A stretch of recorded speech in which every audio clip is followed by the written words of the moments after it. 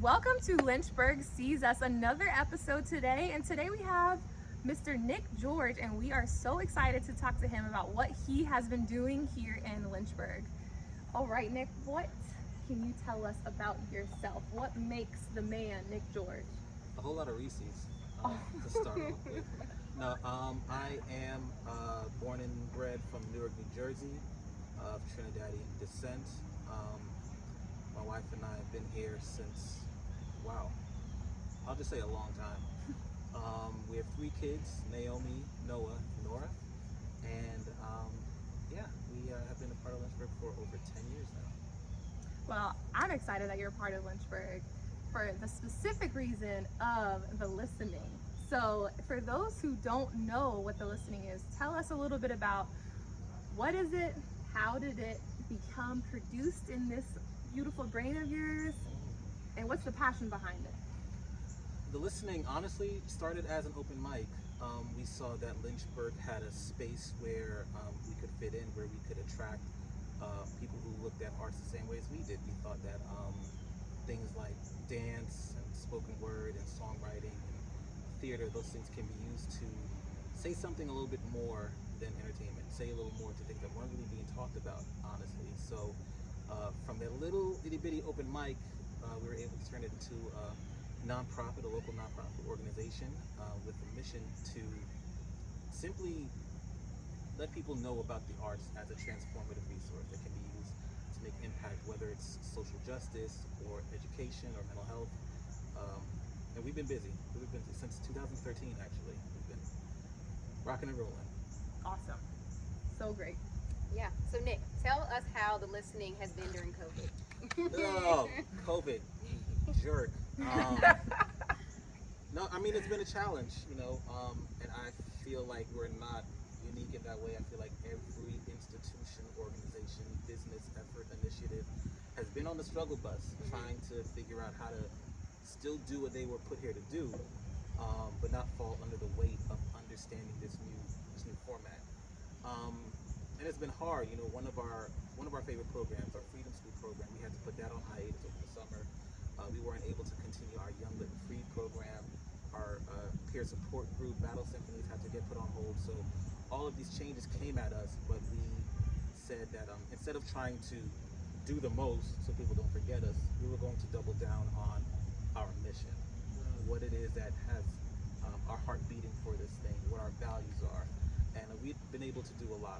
We've been able to partner with organizations like Opera on the James, Junior League of Lynchburg. We held a couple virtual campaigns, and we've been having most of our events on Instagram, on virtual social media. So we're working it out, we're figuring it out. But I think it's important that we took this time to really sit and say, all right, what is the listening actually doing here in Lynchburg? Like, what do we want to be known for doing? Just coming up with stuff to do just because we want to say we did it, or do we actually want to stand true to what we're about? Also, you mentioned that you guys predominantly on Instagram and Facebook. Yes. Can you let everybody know exactly? We are on Instagram and Facebook. Yeah. What's the actual handle? Our handle on Instagram is Welcome to the Listening. On Twitter, it's The Listening Inc. On Facebook, it is Welcome to the Listening. And our website, in case you didn't notice, welcometothelistening.org. We're also on LinkedIn for the professionals and YouTube for the video files. So for someone who's interested in getting involved, like where do I begin, and what are kind of my options to plug into the listening? So there's definitely a number of ways to get involved, because as a nonprofit, we got to hit this thing from all angles. We have to have value in the community, also support from the community. So some of that support looks like just letting people know that we exist. Yeah. Because one of the things that I've observed to happen, especially in a small community like Lynchburg, there are so many people trying to make impact, so many people trying to make change. They don't know that the other exists. So they find themselves spinning wheels and not really in touch and engaging with each other. So one of the biggest things to do is let folks know, hey, that thing exists. You believe that Most Def is a way to talk about hip-hop use positively? There's an organization that digs that does that. So that's definitely one of the biggest things.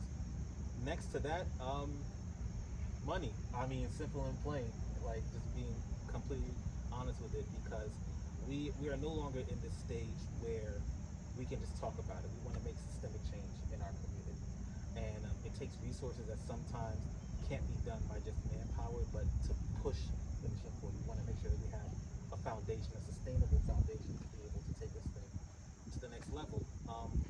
Equally as important as that, volunteering. Right now, we are actively looking for volunteer leadership members. Okay. Which we need. Wheels turning. Just in the department of our programming, marketing, different things like that. It's not enough to just say, hey, we have an organization and bow. Right. It takes people. It takes money, but almost more importantly, it takes people, the right people in the right position to allow us to kill it. So Yeah. that's definitely ways to get involved, and those questions can definitely be answered on our website once again for welcome to the listening.org. Org. Yes. Well, Nick George and the listening, and to Lynchburg at large, like, we just say hats off to you and thank you for existing. And know that we see you because Lynchburg sees